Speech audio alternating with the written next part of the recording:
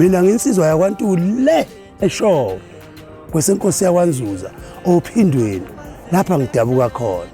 Sanibonani bakwethu, ngiyanamukela ngenibingelelo ohlelweni lethu lezindaba e-SP Media TV lonibingelelayo siphumelelo kwaMphele phasi lemzimkhulu bakwethu esigodini saseMatsheni.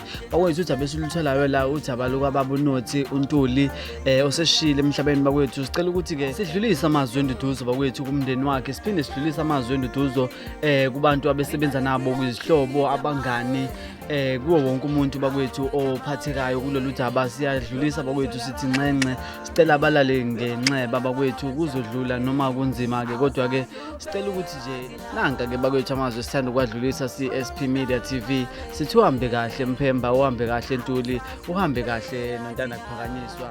Uyibekile induku ebandla, ulale uphumule nontanda kuphakanyiswa.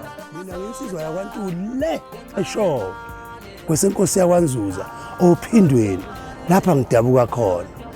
Amen baba nje ilapho le.